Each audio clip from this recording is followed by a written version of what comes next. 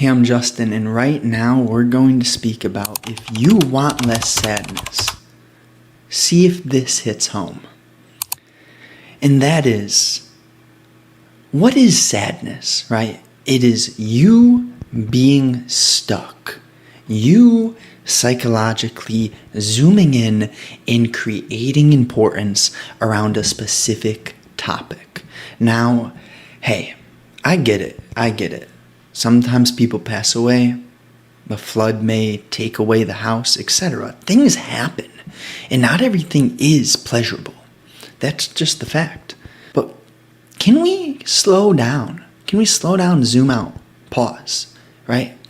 And actually look at what is happening.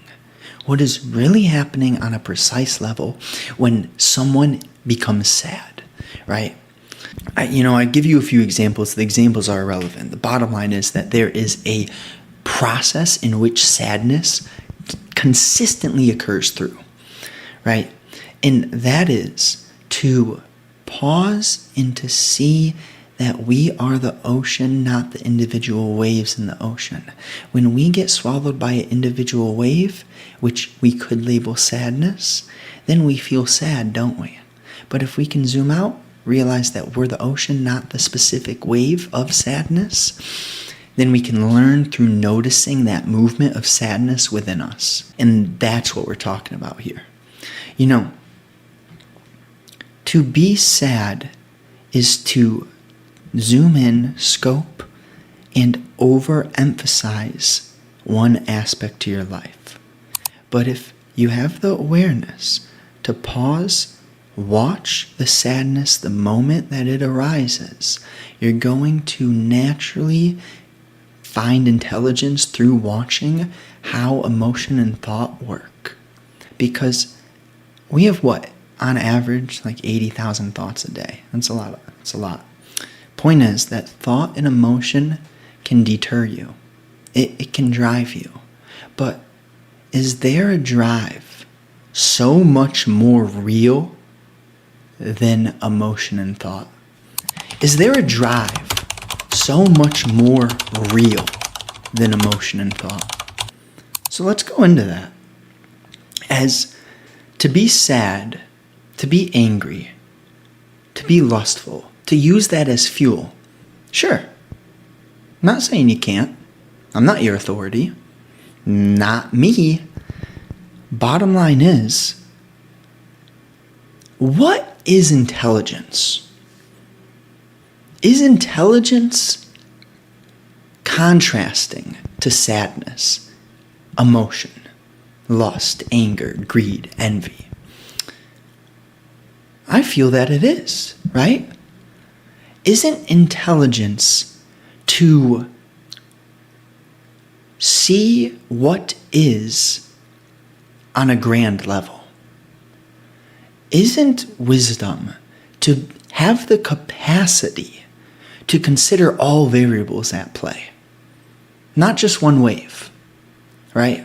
So why bring up wisdom and intelligence? Well, we mentioned the word drive, right? If you can see the meaning in life, you will invite a drive, which is intelligence and wisdom. And when you align yourself with the golden fortune wave of intelligence and wisdom, you will no longer get trapped by sadness. You may have a moment, but you will have the energy, the awareness to see the sadness as it arises. When you are that tuned in and connected to the source, that you have the energy and the awareness to notice thought and emotion moving, the moment that it starts to move, it doesn't swallow you. When we are no longer swallowed by thought and emotion, we have such an energetic influx, because our energy gets spent in the form of thought and emotion. You go through vicious cycles, right? Past, future, memories.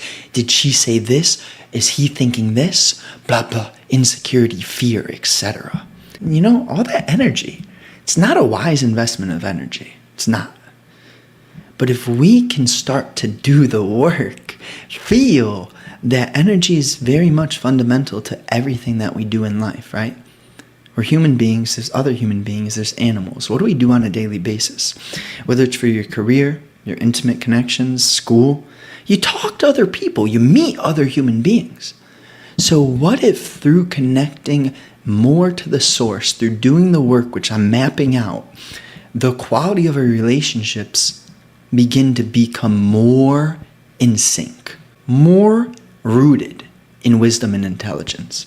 Now, what happens to humanity when each human begins to walk around in an aware manner? What happens to humanity when each individual begins to walk around connected to awareness? We don't perpetuate unhealed wounds because things have been healed. Therefore, the energy of that unhealed perpetuation, that drainage, it doesn't affect others because you're not sending that chaos out to others. When you don't send that chaos out to others, you increase the likelihood of them having their own psychological space to do the work to align with intelligence. Now, again, when we have these humans walking around, these individuals who are aware, connected to the source, intelligent, less conflict, less division, more joy, more connection. And that's what it is to truly be alive. Because when you're joyous, when you're connected, you're in that moment. You are not thinking about jack. You're in that moment. You're present. You're listening. And your energy's alive. You are alive. And I don't know how much longer humanity can carry on the way that we've been carrying on. I very much see clearly that it is the time for us to wake up. We have to. This is imperative. And I'm not saying that with a force, but an urgency coming from compassion. Because we have to. We have to. And, it's a beautiful opportunity. It's beautiful. Because the contrast is beyond words, right? When we live in this way, when we listen, I know you've had moments where your sense of self has dissipated, when your ego has gone. What's an ego death, right? It's those moments. It's those moments when you do the noticing, you see how thought and emotion works, and you unravel what your ego is. You start to become aware that you're not the sense of self, right? The ego wants to think Justin is important, right? I'm the ocean. No. The awareness behind Justin's thoughts and emotions, that's the ocean. That's the source. We're all connected to the source. It's just who's going to do the work to see that you're connected to the source. And it's out there. It's for whoever wants to do the work. And it's not for any race, any culture, any specific group, family, net worth, jack.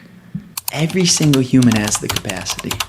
Now, the hands that you've been dealt, the layers of energy that you may have to work through, that's for you. But I'll leave you with something practical. And that is to perceive in a structural manner. To stop getting so stuck in the details of the personal thought and emotion, right? Preferences, likes, biases, dislikes, opinions, beliefs. It's all bullshit. It's all useless. It doesn't matter. Why? Because that's all coming from the illusory personal self. That's all attachment created via the ego. And living through the energy of the ego is not intelligent. But of course, I'm not saying you just disappear. No, you align yourself so that you're more aware of when your ego's corrupting that flow to the source. And as you do this, it gets easier and easier. And then naturally you're flowing more. You're just like the ocean, tide in, tide out. And there's no force, right? It's not like you want others to wake up. I do not want others to wake up. I just know it's what has to happen. And I see this creation, the sharing of a specific energy to be, what else can I do, right? What else can we do but do the work within our own psyche to create a life of abundant energy? Because, I'm not big on the past, but it's 2024 right now. Just 3-4 years ago, my life was a lot different. A lot different, much harder, much heavier. Yeah, much heavier. Took a lot of things more seriously.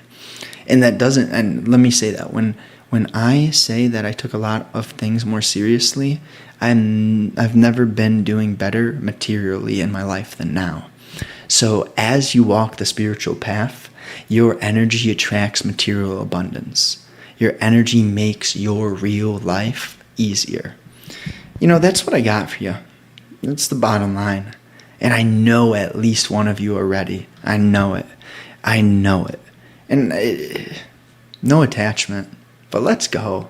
Let's go. Big smile. Appreciate you guys sincerely. Bottom line is, writing 3 to 4 emails per week. Hop on that newsletter.